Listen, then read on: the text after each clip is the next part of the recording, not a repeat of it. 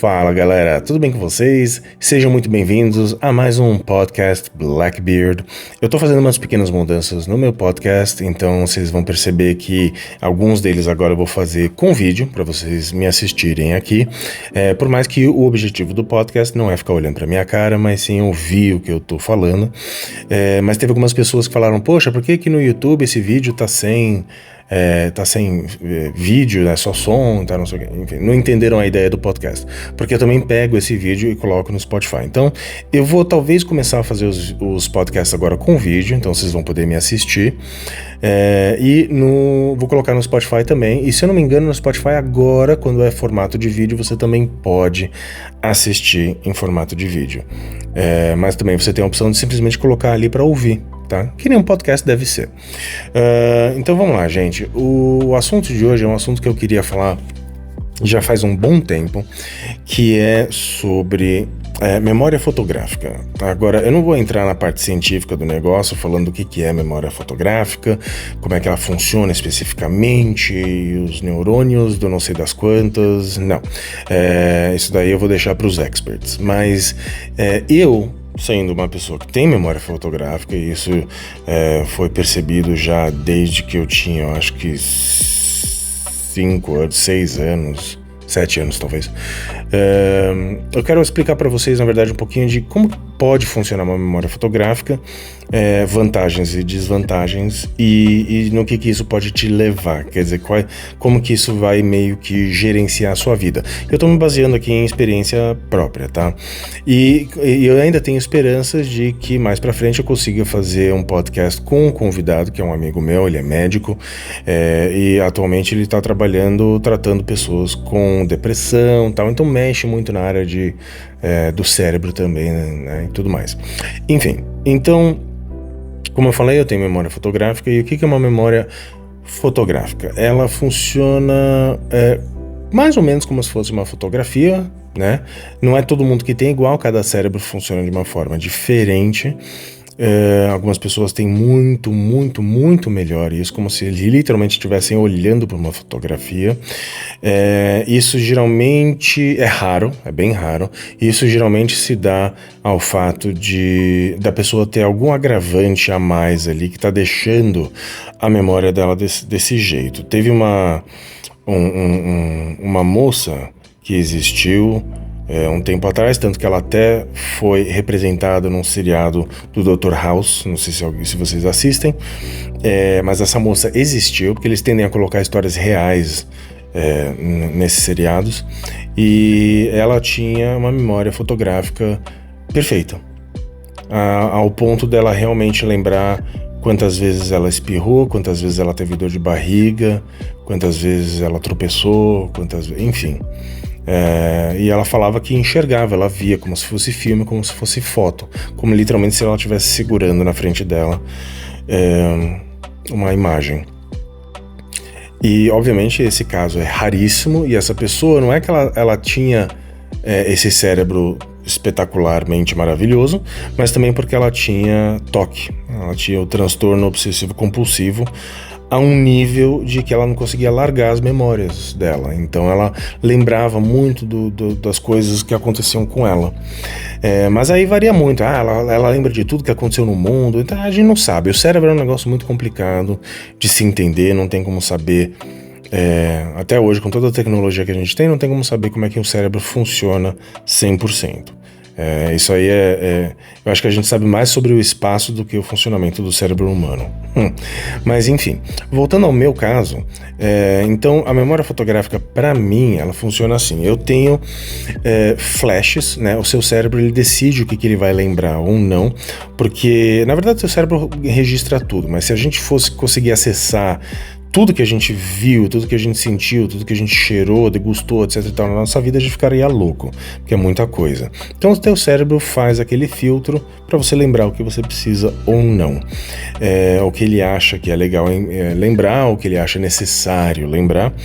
Então, assim, eu tenho flashes, eu tenho momentos, às vezes é uma imagem parada, eu lembro de uma coisa, nitidamente, como se estivesse olhando para uma foto, e às vezes é um filmezinho, um trechinho de um filme, mas eu lembro dele muito bem. Agora, como que meu cérebro decide o que ele quer lembrar ou não? Isso aí é coisa dele. Geralmente, quando a coisa é muito, muito boa, teu cérebro vai lembrar. Quanto melhor ela for, melhor a memória. E quando é uma coisa muito ruim, o meu, ele dá umas osciladas. Então, cenas ruins, acontecimentos ruins na minha vida, por exemplo, o meu cérebro, ele guarda na última gaveta e tranca ali as 7 chaves. Se eu me esforçar, eu lembro daquilo, mas ele cai no esquecimento e fica lá escondidinho, né, no porão, porque... pra quê? Né? Então, assim, tem muita coisa de quando meu pai faleceu, de quando eu tive um câncer, enfim, muitas coisas que aconteceram na vida que meu cérebro simplesmente pegou, guardou tudo numa caixinha bonitinho, trancou as 7 chaves e jogou ali no baú, na escuridão. Mas se eu me esforçar ou alguém falar, lembra, volta... e volta nítido e eu lembro de tudo, absolutamente tudo. E o que a gente lembra? Como assim lembra? Não é que nem uma pessoa normal que fala assim, eu lembro e tal, né? Não. Uma pessoa que tem a memória fotográfica nesse nível, a gente lembra ao ponto de sentir. Então, se eu lembrar de algum momento na minha vida, algum cenário, alguma situação, eu vou sentir o que eu estava sentindo, pode ser fisicamente, eu sinto como se eu estivesse, por exemplo, abraçando alguém, eu sinto a textura da pele, da roupa da pessoa, o cheiro, eu lembro das cores, às vezes vem com cor, às vezes não. Eu lembro do que eu senti, eu lembro da brisa que passou naquele momento, no ar, enfim. E isso tudo a gente lembra como se aconteceu agora, faz 5 minutos. E é muito difícil você conseguir explicar isso para alguém que não tem isso, porque as pessoas lembram das coisas de uma forma muito mais light, né? Lembra, sabe, lembra do fato ter acontecido, mas não lembra, não visualiza ele, mas lembra do fato. E pessoas como eu, assim, a gente vê, a gente tem um PowerPoint ali bem na frente, na nossa cara. E aí você fala, nossa, isso deve ter sido maravilhoso, então, que quando você era criança, tal. Como eu falei para vocês, o cérebro decide o que ele quer lembrar ou não. E geralmente pessoas que têm uma memória fotográfica tem alguma outra coisa junto com isso. Quer dizer, a memória por si só não é maravilhosa fotográfica desse jeito. Quer dizer, tem alguma coisa que está fazendo com que ela se sobrecarregue e fique desse jeito. Então, no meu caso, por exemplo, alguns anos já alguns psiquiatras me falaram que eu tenho TDAH num nível bem chato. E eu tenho toque também. E, de novo, tenho toque num nível bem chato. Então, essas duas coisas dão vamos dizer assim, dão um boost na memória. Porque você fica obcecado, você fica cismado, ansioso, então você se agarra naquelas memórias e você lembra delas. Pode ter sido coisas que passaram 10, 15, 20, 30 anos atrás e eu lembro. Um exemplo disso é meu aniversário de 1 ano de idade, eu lembro, eu tenho flashes. Não lembro tão perfeitamente assim, mas eu tenho flashes. Meu aniversário de 3, 4 anos de idade, 5, 6, eu tenho... Se você falar pra mim, olha, no seu aniversário, ou eu ver uma foto e falar, aqui você fez 3 anos ou 2 anos.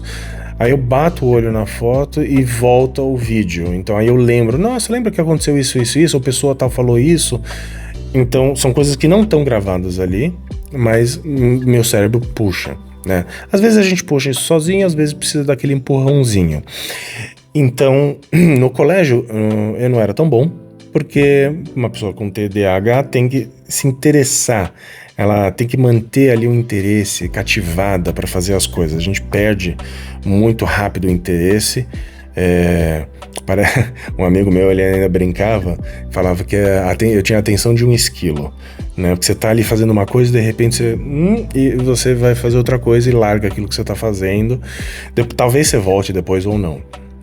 Então, uma criança no colégio, estudar, não, isso não me cativa. Então meu cérebro falava, não vou lembrar disso daí, né? pra quê? Agora, os momentos bons, com os amigos, com família, com viagens, com essas coisas, aí o que era bom pra você, o teu cérebro grava assim, né, em Full HD, em 8K sensorial. O negócio é impressionante. E por que eu tô querendo também contar um pouquinho disso pra vocês? Porque tem um lado bom e tem um lado ruim. O lado bom é que você consegue lembrar coisas que aconteceram no passado de uma forma tão perfeita, tão nítida, tão clara, que é como se você estivesse lá. Você consegue, se você fechar o olho, você consegue voltar no tempo, mas assim, tão nitidamente como se você realmente voltasse no tempo, tá? Se a pessoa se concentra, ela consegue sentir um abraço, um beijo, um aperto de mão, e sente o cheiro, mesmo que o cheiro não tá no ar, ela sente, tá? É isso que eu tenho. Esse é o lado bom. O lado ruim é que você tem essas mesmas coisas para as coisas ruins. Então, imagina, eu dou esse mesmo exemplo para todo mundo quando o pessoal me pergunta sobre a memória. Meu pai morreu, ele tinha 49 anos de idade, eu tava com 17, 18, mais ou menos, 18 para 19. E uma bosta, né? Desculpa falar, mas é horrível. Quem já perdeu o pai ou mãe aí sabe do que eu tô falando. Então, teve momentos, sabe, de visitar no hospital e de ver ruim o que eu sentia, o que ele sentia. E depois, quando ele faleceu, eu ajudei com o corpo e tudo mais. Então, essas coisas ficam gravadas. Elas ficam gravadas como se tivesse acontecido há 5 minutos atrás, com todas as sensações, com todas as emoções. Então, uma pessoa que tem essa memória fotográfica junto com TDAH, com toque, com não sei mais o que, não é que ela vive no passado, esquece o passado já foi, você tem que viver no presente. Não existe isso pra gente. Não tem como desligar, não é uma coisa que você fala, não vou ser mais assim. Isso não existe. Então a gente não consegue desligar isso. Então vocês têm que entender, se vocês conhecem, se vocês têm algum amigo, parente, que tem esse tipo de memória, que tem algum tipo de transtorno, e a pessoa fica muito ligada ao passado, às vezes não é porque ela é só um sentimental de como era bom, como não sei o que. Não, é porque ela tem aquele vídeo, seja lá o que for, aquela cena, rodando em playback 24 horas na cabeça dela. Então é muito difícil pra gente largar o passado. Começa por aí. E por causa disso tudo, por causa que a gente lembra todas as coisas boas e ruins que aconteceram, isso faz com que você projete agora um medo, uma angústia, uma ansiedade para o futuro. Então, você não consegue, uma pessoa normal esquece a maioria das coisas ruins ou não gruda tanto, não está tão conectada com as coisas que aconteceram. Então, bola para frente, vamos ver o que está por vir.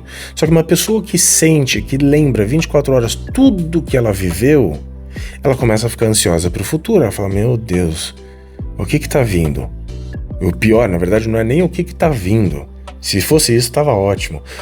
O pior é uma pessoa com essa memória, uma pessoa com TDAH, uma pessoa com transtorno de ansiedade e toque, ela faz mais ou menos que nem o Doutor Estranho no filme Vingadores Ultimato, né? Que ele visualiza todos os 4 bilhões, não sei quantos milhões de cenários possíveis que poderiam acontecer. Uma pessoa com esses transtornos faz isso. Então 24 horas o teu cérebro tá analisando, tá pensando todas as possíveis formas de que algo vai acontecer. Que pode acontecer ou vai acontecer, ou se acontecer, como que você vai reagir, quais que são todos os cenários e formas que você pode reagir. E, gente, é cansativo. É muito cansativo. Então, às vezes, você até começa a entender o porquê que a gente, de repente, do nada desliga a nossa atenção e vai para uma outra coisa. Porque tem muita coisa rodando na cabeça. Muita coisa. É um negócio muito cansativo, tá? E de novo, não julguem.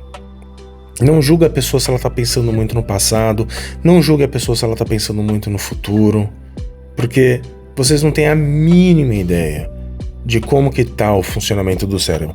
Uma pessoa, o cérebro tá ali no 110, essa pessoa já passou do 220 e tá saindo fumaça. E ela não controla, tá?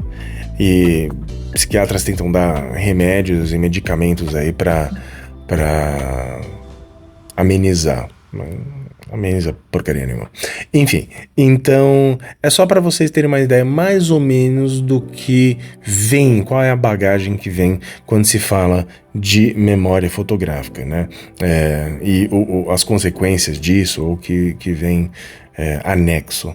Tá? Eu queria falar sobre isso porque eu tenho isso em alguns momentos, é muito bom, a gente lembra de coisas, quando a gente tá lendo uma coisa interessante, você lembra o canto da página que tava, o jeito que estava escrito, a anotação que você fez, isso tudo é muito, muito bom. Eu dou aula de inglês há mais de 20 anos, então eu lembro muitas vezes o que meu aluno perguntou, qual que foi a dúvida dele, em que página que a gente tava, quando ele fez aquela pergunta, ou do que a gente estava falando quando ele fez aquela pergunta, qual era o assunto, enfim. Então tem os seus benefícios, tem coisas boas, mas também tem um lado que é um pé no saco, né?